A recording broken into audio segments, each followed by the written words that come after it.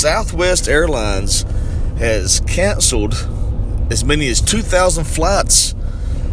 This is being reported all over the news on multiple different news outlets. Some saying anywhere from 1,000, some reporting upwards of 2,000 and more. But the very interesting part of this is you have some news outlets saying that it's because of weather.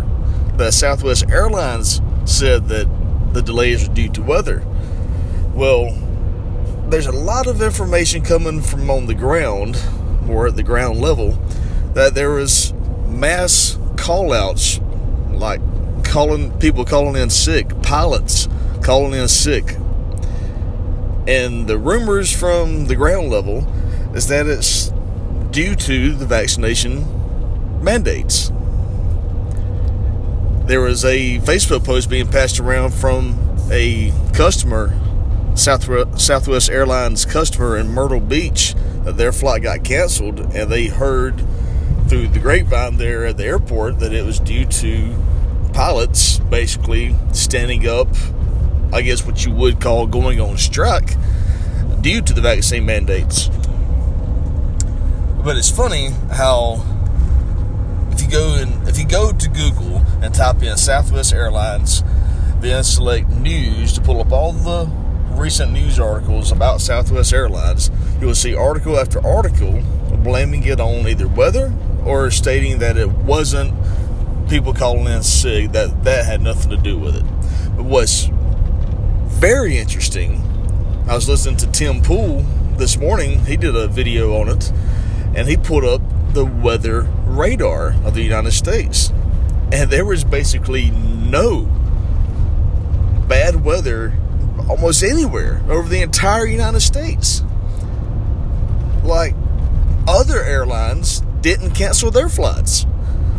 So if it was truly weather, then wouldn't you think that all the airlines would cancel flights in the same area because of weather? But that didn't happen. So folks, what I'm getting at is that apparently what is really going on is that you have pilots and possibly other personnel working with Southwest Airlines who is pushing back against these mandates. And you can expect to see a lot more of this from multiple companies. Everyone is not going to lay down and just take it. You're going to have a lot of pushback. There's a reason the post office was not included in the vaccine mandate. There is a reason that distribution centers and logistics companies all over the country have not pushed the vaccine mandate. They know that if they actually do that, and if just 20% of their workforce was to push back and just go find another job or quit or stop coming to work, that it would cripple their business.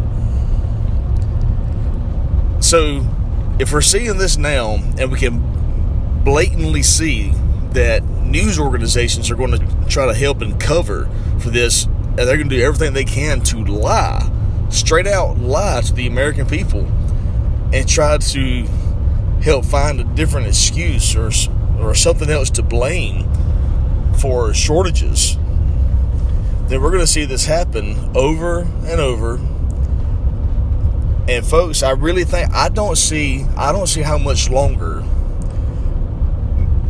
Americans can just stay asleep. I know there's a lot of people that have woken up to what is really going on. There's probably more people awake now than there's ever been, but there is still a lot of people in this country who just believe whatever the mainstream media says. Oh yeah, it was weather. Well, did you look at the weather? Oh no. Well, maybe you should do that. It wasn't the weather. Like, it's simple things that people could fact check for themselves. They could go on this thing called the internet and do a little independent study, a little independent research, and a lot of times it wouldn't take but a few minutes to find out that, hey, CNN or NBC or MSNBC or ABC, somebody's not telling the complete truth, or somebody's telling a straight out lie. people have to start waking up more. And I don't see how much more has to happen. I don't know how much more will have to take place before more and more people start waking up and realizing something isn't right. Something is not right in this country. And people must ask themselves the question, why? For what reason do all of the mainstream media corporations, the news corporations, why are they covering for the Democrats? Why are they covering up for bad numbers with the economy? Why are they helping mask what is actually going on? There is a reason that we are past the point of anyone trying to claim, oh, I didn't know. Oh, well, we didn't understand that correctly. No, that time has been gone. It is so apparent. It is so blatant that the news corporations are bought and sold and completely complicit in the things that are going on. And people must wake up. And not just wake up, they must start questioning, they must start demanding answers of their leaders. I'm talking at every level. Your mayor, your city council, your state representatives, your state senators, your governor, your U.S. representatives, U.S. senators, everybody, district attorneys. People need to be asking questions. People need to be going in groups to different local state offices and saying, hey, it is clear that these organizations are doing something shady. They're doing something wrong. They are misinforming the American people on purpose. That must be looked into. We need to get to that level where people are mad.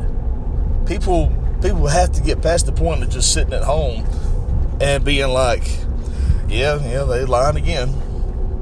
But we know that. We know that the news media lies. We've got to get to the point where it's like, we're not going to sit around and talk about how something needs to be done. We're going to actually go out and do it. Write emails, write letters, make phone calls, go to those local offices. Because, folks, if people don't start doing things like this, it's just going to get worse. They're going to keep doing exactly what they're doing, and there is no telling what could be happening in the very near future if we don't stand up.